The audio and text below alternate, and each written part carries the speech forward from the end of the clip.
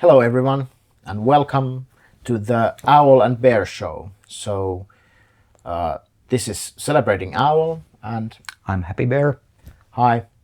And we're gonna start with the fundamentals today. We're gonna talk about the deep, awesome silence. Yes. So, Happy Bear, what do you think about the deep, awesome silence? It's deep and awesome and silent in a way. I feel we wanted to kind of formulate this concept of non-dualified cosmic as a cosmic travel agency. And we were thinking about, okay, it's a travel agency into yourself or into the cosmos, into this oneness, non-dual learnings and teachings. And then we, once at lunch, came up with this, like, do we have a world we could call? Yeah. Where we do these travels, and then you came up with this deep, awesome silence. Yeah, I remember you said something like, what is the experience of non-duality like? And I'm like eating something and I'm like, I would say it's like deep, awesome silence. So that's how it was like. Yeah. So that's how we came up with it. Yeah, and it could be explained, or I would describe it as this way of feeling our true self, where the time perception is different, perhaps even the vision, how we see colors and how we sense things, how the mental activity is working, like how we sense peace. And there are different kind of flavors when you're living in this deep, awesome silence. Yeah, it's like you said, it kind of like paints all those things you talk about, our sense perceptions, our thoughts, our feelings, everything. It paints it with its brush, but it's not any of those things. And that's the sort of, how do you, I mean, like Eckhart Tolle often uses the word presence. Many spiritual teachers use the word awareness, consciousness, God, reality. I like all those words and I use them as well. But there's, I don't know, the deep, awesome silence just feels like it for me covers much of it. And it's perhaps something also I like to use when I'm on a certain kind of mood, when I'm in a different kind of mood, like I'm in a like truth of being mode. Then I speak of truth and being. And sometimes if it's the nature of consciousness is what we are talking about, it's consciousness then or awareness. So it depends. But this is what we came up with. This is the world we take you into. Yeah, but now I know actually what we should talk about in this show. We should talk about the Scoundrels, because if we are always the deep, awesome silence, then why do we not experience it? Yeah. So, what are these scoundrels you talk about? Yeah. So they are like,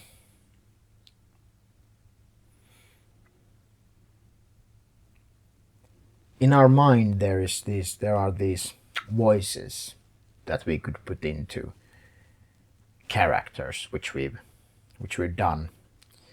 And the Scoundrels there are four, so it's a quintet. There is the dark consultant. There is the judge. There is wanna. What's the last one? Doomsday Prophet. Doomsday Prophet, yeah. That's the guy. He almost hid from me. They are good at hiding. Yeah, they are very good at hiding. Yeah. So let's start with Dark Consultant. What does he do? How does he behave? So, if you are acquainted with your mind and the contents of consciousness, and if you are like the most people on this planet, there's like a really bad consultant out there. It's like it's constantly giving, like, it's suspecting people of things they didn't do, or things they haven't done, or predicting that someone will do this or that, and it never happens. You know, it does this like so many times. So I once perceived years ago this part of my mind, and I instantly wanted to name it to make it a little cute.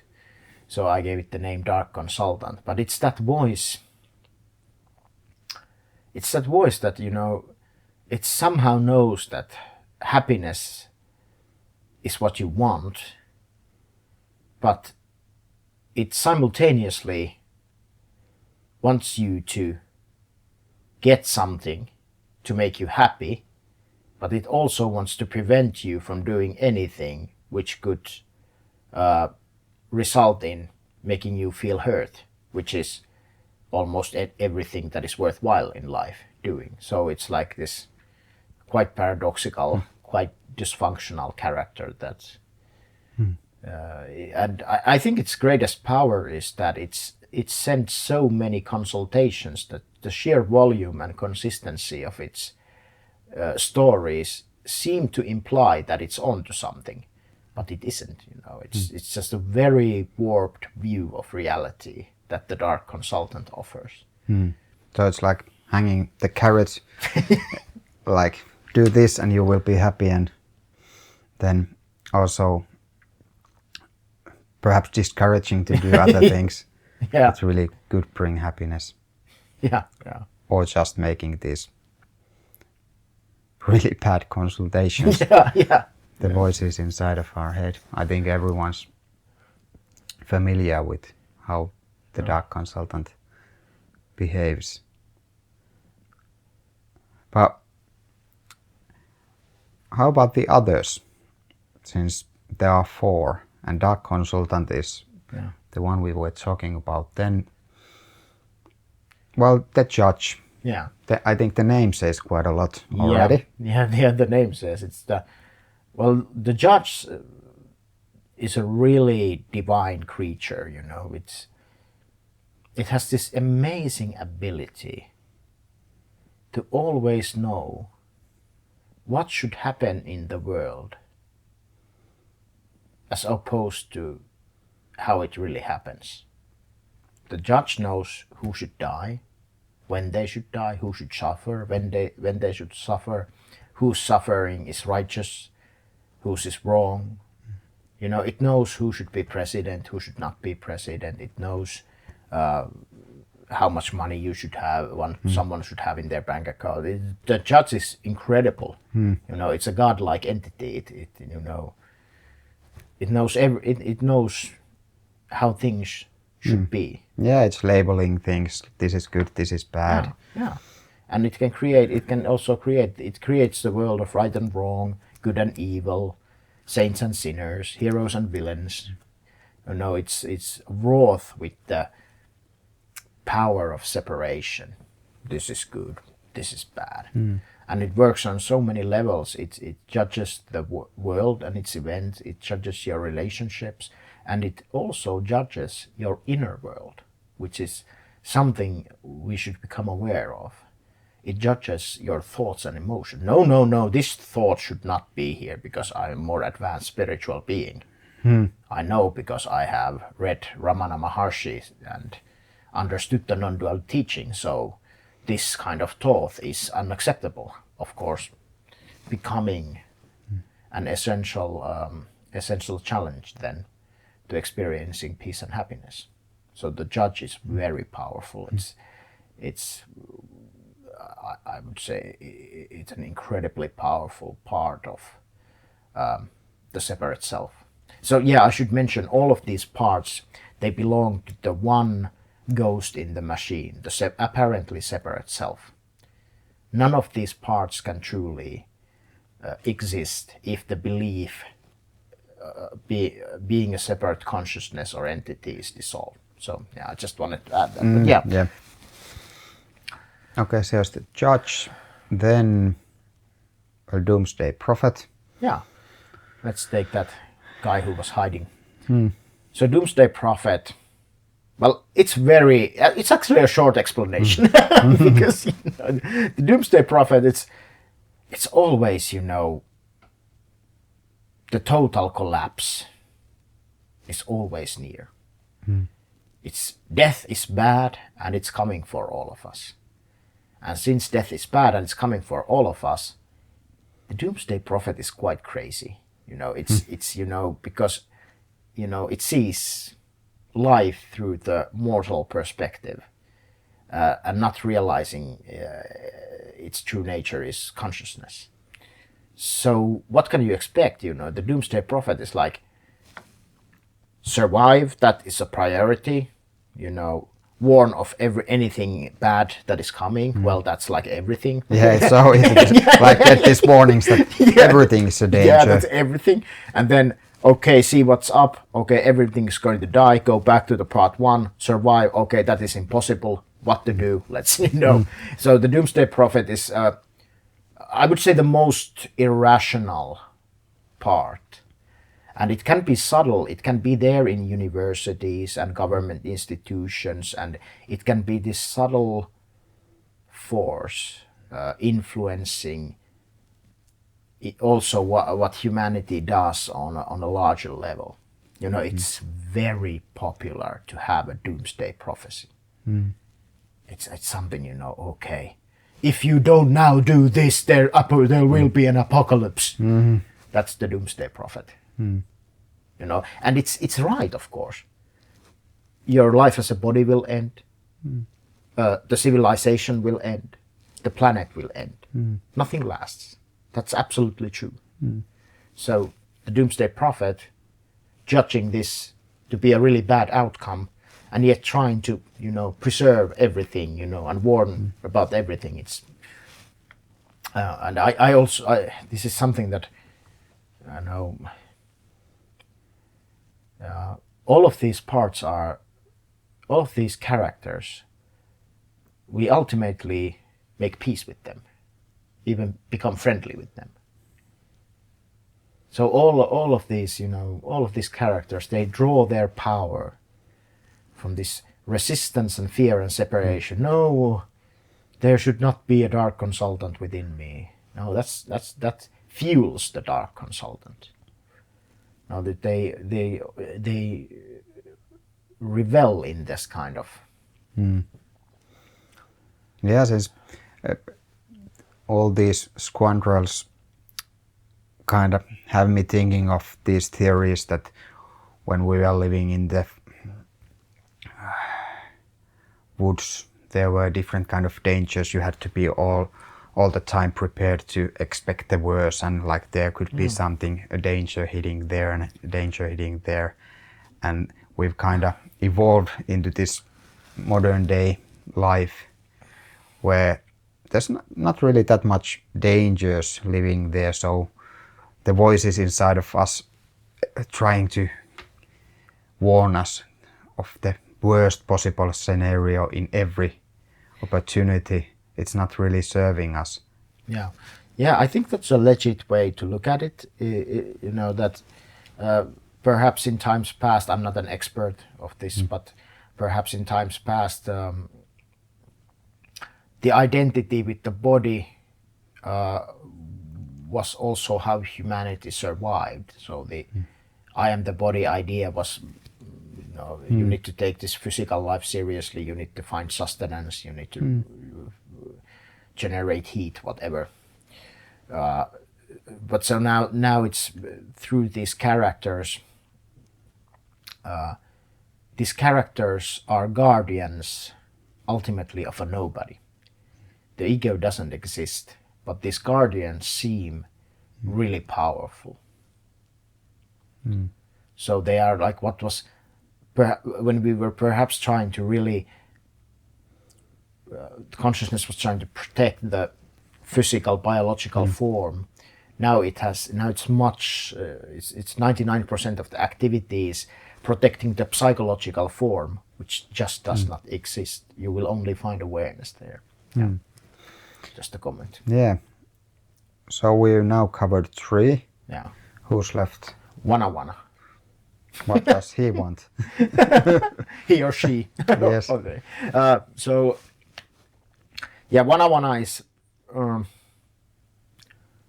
Wana is pretty fine with the world as long as he or she gets what they want. That's easy. Yeah. Yes. For Wana, it's not thy will, but it's my will that be done. And it can be a chocolate muffin or a drug or beer or a special relationship or a subtle search for enlightenment. But yeah, Wana is we have this built-in sense of lack and restlessness. And Wana is the manifestation of. Wana too wants peace. All of these guys want peace. But Wana is convinced that peace lies in the so-called external world. So to manipulate the sense of anxiety and lack, Wana reaches out into the world and wants to let me get that muffin, And the funny thing is it's not completely without merit, because Wana also accesses the memories of moments that were pleasant and happy, where there was this release and happiness, and mistakenly assumes that the happiness was due to the circumstances. In fact, happiness is always due to the surrender to the present moment. The football match or the hike, it's just a vehicle for surrender. But the happiness always comes from surrender, but it's not conditioned by the circumstances. This is the opposite of what Wana believes. Wana believes happiness definitely is conditioned by the circumstances. So it's constantly looking for ways to feel at more peace with itself. Yeah. So they are all kind of trying to get to deep, awesome silence. Yeah. By these different kind of directions this dark consultant and others give. And they believe that external things, whether it's like a job or being careful or not doing something, that getting a new relationship, doing drugs, food, that those will bring you to deep, awesome silence. Yeah.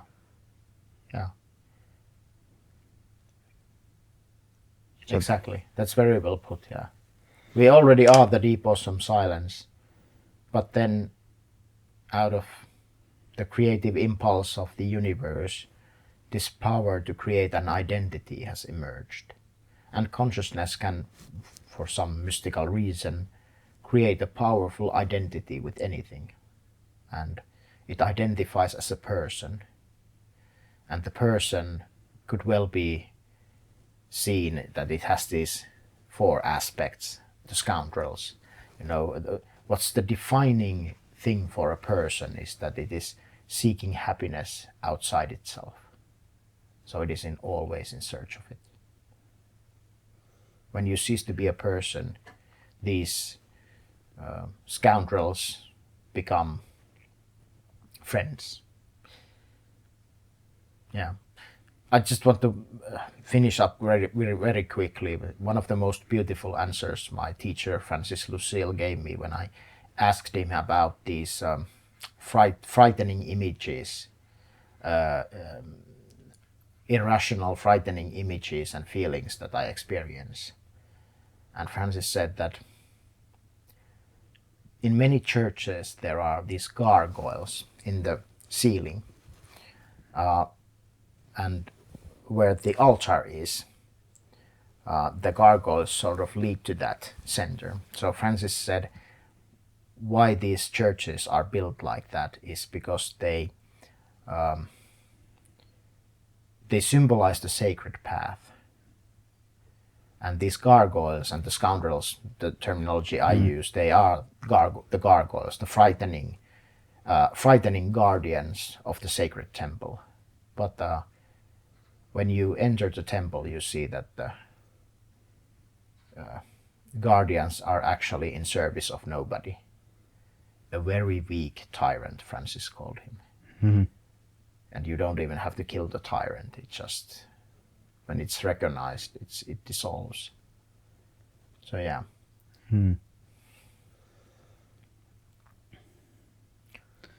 Okay, so we started with talking about deep, awesome silence, and then we kind of ended up talking with the guardians who keep us away from there. And I really feel that for those who are watching and are interested in this deep, awesome silence, that whatever way they get there, it doesn't really matter, but it's really worth something. Like if you're interested to watch, it could be watching YouTube videos, it could be doing practices, it could be following us, taking our journeys. Whatever way one feels drawn to it, just follow it. Yeah. Because it's so worth it. Yeah. Yeah, definitely. Well said.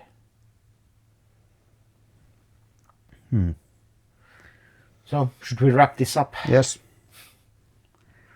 So thank you. Thank you for watching the first episode of the Owl and Bear Show.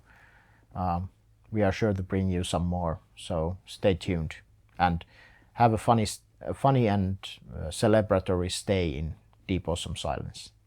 Yes, thank you. Bye. Bye bye.